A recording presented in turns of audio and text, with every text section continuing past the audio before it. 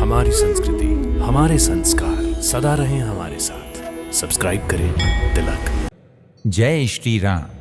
आप सभी का एक बार फिर से हमारे लोकप्रिय कार्यक्रम दर्शन में हार्दिक अभिनंदन। भक्तों, भारत देश के उत्तर प्रदेश राज्य में सरयू नदी के तट पर अयोध्या एक प्राचीन एवं पौराणिक शहर है, जिसे भगवान श्री रामचंद्र जी की जन्मभूमि होने का गौरव प्राप्त है। अयोध्या का प्राचीन नाम साकेत था।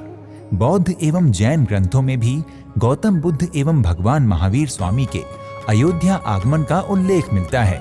जैन शास्त्रों के अनुसार जैनियों के 5 तीर्थंकरों ऋषभनाथ जी, अजीतनाथ जी, अभिनंदन नाथ जी, सुमति नाथ जी और अनंतनाथ जी की जन्मस्थली भी अयोध्या ही रही है।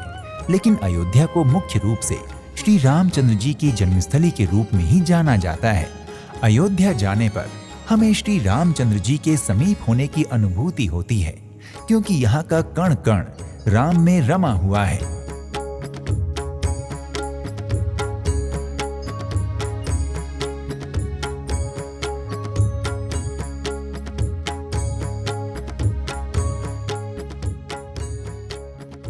हिंदू धर्म में 7 नगर, जिन्हें सप्तपुरी कहा जाता है, अत्यंत महत्वपूर्ण माने जाते हैं।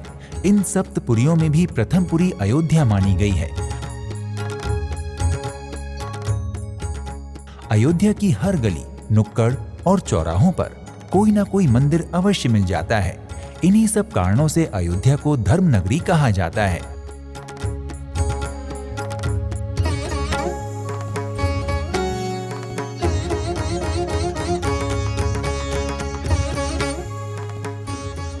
आज हम आपको हमारे इस कार्यक्रम के माध्यम से इसी धर्म नगरी में स्थित ऋषि श्रृंगी बाबा के आश्रम की आपसे न केवल चर्चा करेंगे, बल्कि आपको श्रृंगी ऋषि के समाधि स्थल के दर्शन भी करवाने जा रहे हैं।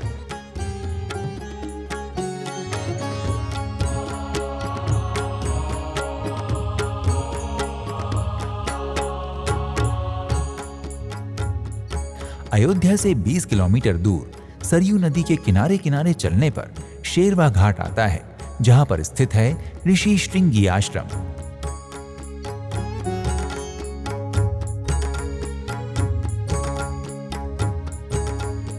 ये बहुत ही प्राचीन आश्रम है। यहाँ किसी समय अनेक ऋषि मुनि रहा करते थे। आज भी इस स्थान पर बहुत से संतों की कुटियाएं देखी जा सकती हैं। शास्त्रों में वर्णन है कि ऋषि विश्वामित्र ने इसी आश्रम में श्री रामचंद्र जी को बल्ल और अतिबल्ल नामक विद्या प्रदान की थी, जिसे सभी विद्याओं की माता कहा जाता है। इसके अलावा ये भी मान्यता है कि राजा दशरथ को पुत्र प्राप्ति के लिए ऋषि वशिष्ठ ने जब पुत्रेष्टि यज्ञ करवाने का उपाय बताया था, तब राजा दशरथ ने ऋषि श्रृंगी को यज्ञ के लिए आमंत्रित करके इसी स्थान पर ठहराया था।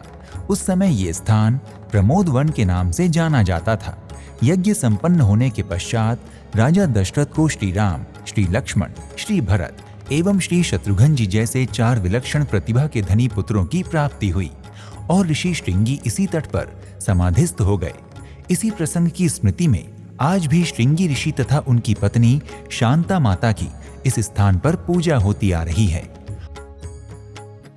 यहाँ पे उन्होंने तपस्या किया काफ़ी समय तक। फिर ऋषि थे, तमाम जगहों पे उन्होंने भ्रमण किया, विचरण किया। लेकिन जब उनको ये लगा कि अब ये धराधाम हमको यहाँ से निकलना है, क्योंकि ये मृत्यु लोक है, यहाँ कोई जो है जाना सबको है, भगवान को गए, सारे लोग गए, तो उन्होंने सोचा कि जो है अब जाने का समय है, तो सदैह जो है इसी जगह पे समाधिस्थ हो गए। यहाँ पे बाबा समाधिस्थ हुए और बगल वाली गुफा में माता शांता समाधिस्थ हो गई। ऋषि श्रृंगी बाबा आश्रम सरयू नदी के किनारे शेरवा घाट पर स्थित है। इस स्थान पर श्रृंगी ऋषि की समाधि एक गुफानुमा भवन में स्थित है, जहां तक पहुंचने के लिए लंबे से गलियारे से होकर गुजरना पड़ता है। गलियारे की दीवारें पक्की हैं तथा उन पर सफेद टाइल्स लगी हुई हैं। गलियारा समाप्त होते ही एक कक्ष, जिसे हम गर्भगृह कह सकते हैं, दिखाई देता है, जिसमें शिवलिंग जैसे आकार में श्रृंगी ऋषि की समाधि के दर्शन होते हैं।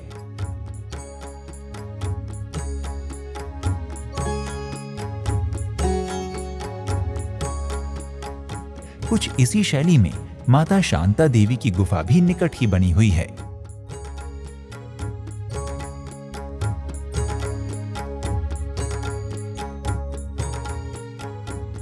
जो भी श्रद्धालु श्रृंगी ऋषि के दर्शन करने आता है वो अनिवार्य रूप से माता शांता की गुफा में जाकर भी माथा टेकता है।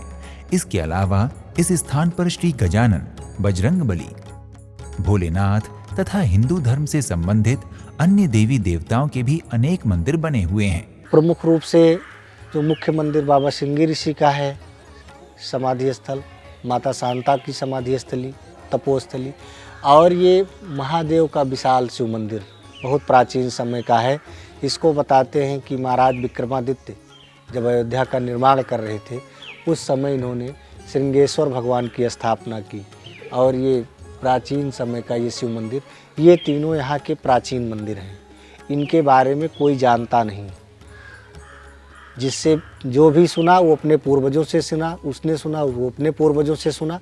लेकिन ये है कि पहले मिट्टी का था, दीवारें कच्ची थी, तमाम चीज़ें थी, अब डेकोरेट हो गया, बन गया, लेकिन प्राचीन मंदिर यही तीनों हैं।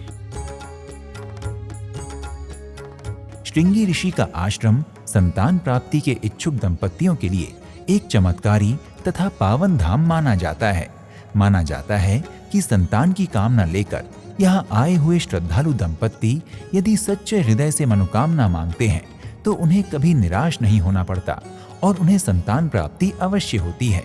इस स्थान पर कार्तिक पूर्णिमा के दिन हजारों की संख्या में श्रद्धालु आते हैं और स्नान, दान, हवन, पूजन जैसे धार्मिक क्रियाकलाप पूरे मनोयोग से करते हैं। इस अवसर पर घाट पर दूरस्थ स्थानों से आए हुए अनेक साधु संतों की मंडलियां भी देखी जा सकती हैं। इस स्थान पर जात पात, ऊंच नीच का भेदभाव नहीं रखा जाता। यहाँ लगभग हर जाति के लोगों का पंचायती मंदिर बना हुआ है। यहाँ आने वाले श्रद्धालु भी सभी जातियों के मंदिरों में जाकर दर्शन पूजन करते हैं। अयोध्या में ऋषि श्रृंगी के आश्रम के अलावा भी धार्मिक पर्यटन के अनेक स्थान हैं। हाल फिलहाल ही निर्मित हुआ भव्य श्री राम मंदिर इस क्रम में पहले स्थान पर आता है।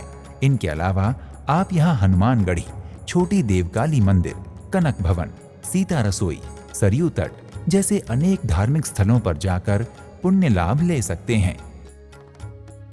अयोध्या में आपके ठहरने के लिए अनेक विकल्प मौजूद हैं। यहाँ अनेक धर्मशालाएं, लॉज, सराय, होटल आपको आपके बजट के अनुसार मिल जाएंगी। इसके साथ ही आप देश के किसी भी प्रांत से संबंध रखते हो, अयोध्या में आपको आपकी रुचि का भोजन भी उपलब्ध हो जाएगा। भक्तों, यदि आप अयोध्या दर्शन की योजना बना रहे हैं तो आप अयोध्या किसी भी मार्ग से पहुंच सकते हैं। यदि आप हवाई मार्ग द्वारा अयोध्या पहुंचना चाहते हैं तो फिलहाल आपको लखनऊ के एयरपोर्ट का सहारा लेना होगा, क्योंकि अयोध्या का एयरपोर्ट बनकर तैयार हो चुका है, लेकिन यहाँ अभी नियमित उड़ानें शुरू नहीं हुई हैं।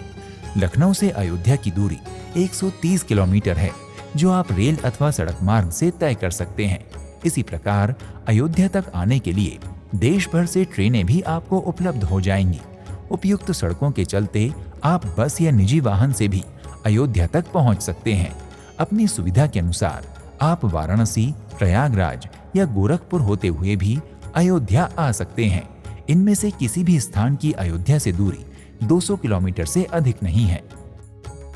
भक्तों, यदि आप भी श्रृंगी ऋषि के आश्रम के दर्शन करने और उनका आशीर्वाद पाने के इच्छुक हैं तो शीघ्र ही अपनी अयोध्या की यात्रा का शुभारंभ करें। जल्द ही आपसे एक नए धार्मिक स्थल की यात्रा पर फिर से भेंट होगी। प्रणाम। जय श्री राम। इति शुभम।